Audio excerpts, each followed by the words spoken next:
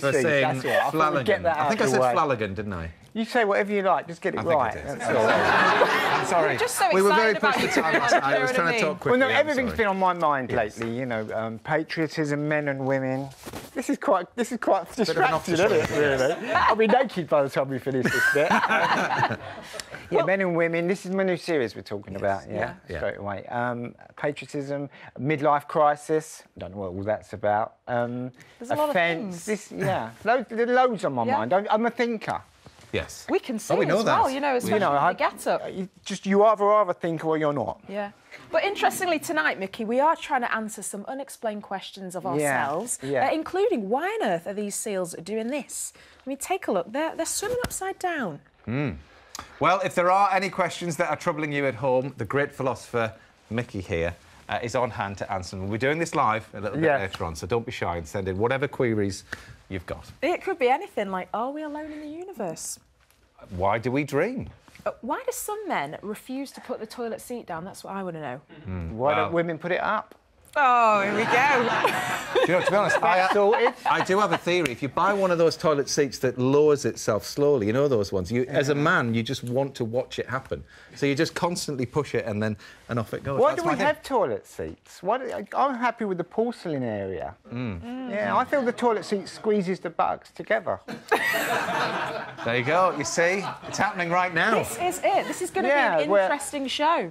We'll keep it coming. Now, it's been 10 years. Now, I had a year off and I sat around doing a lot of cogitating. And, you know, I sort of thought about the big questions.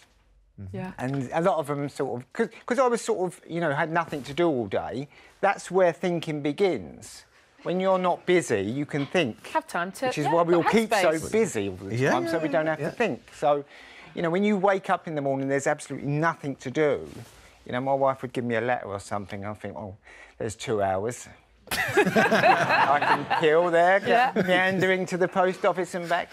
And during those walks, I would think, and then I would think, oh, I'll go to the pub.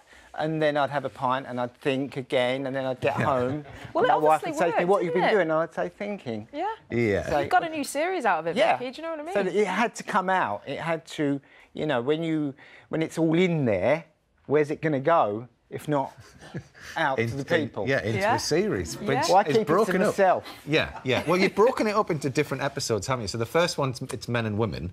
Yes. And you've been married, what, 17 years? I've been married for about 7. I held out. No, I've been married for about 7, but I've been with my wife for 17 years. OK. And what did you learn then about your marriage through that particular episode? Because you go off all over the place and you sort of meet lots of different experts and then you sort of conclude it all. Yeah, we tried not to focus too much just on men and women's relationships, although we look into that. We tried to work out where men are now and where women are now. Right. And where are they when they come together, and, you know, the new problems, the old problems, what's changing with men and women. So we tried to make it like that. I didn't want it just to be the problems with men and women, of which I don't know, there have been a few. Yeah. But I find all mine out. I don't, you know... this is how I start my day. I wake up in the morning and I go, don't upset her.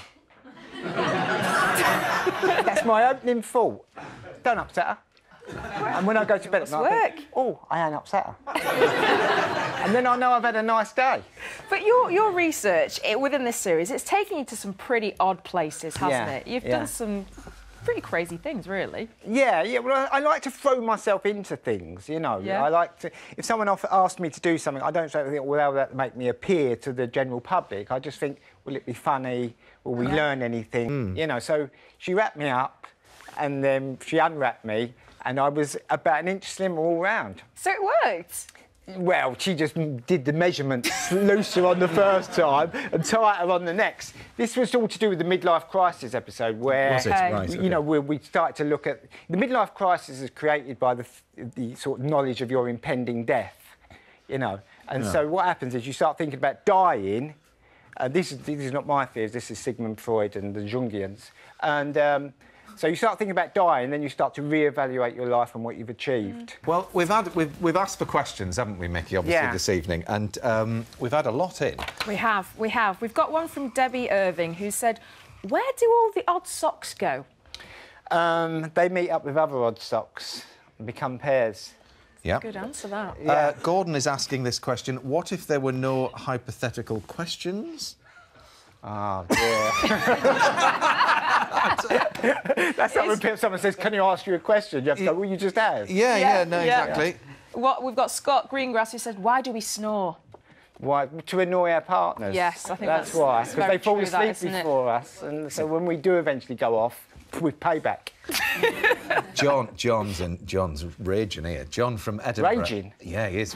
Why do other drivers insist on parking next to my car in an empty car park?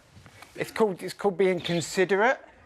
Leaving in the space beside you. What does he want? The whole car park? Oh no, yes. I think how much space does this man want? We've got Ryan Wood who said, why have I never seen a baby pigeon? I've never seen a baby pigeon.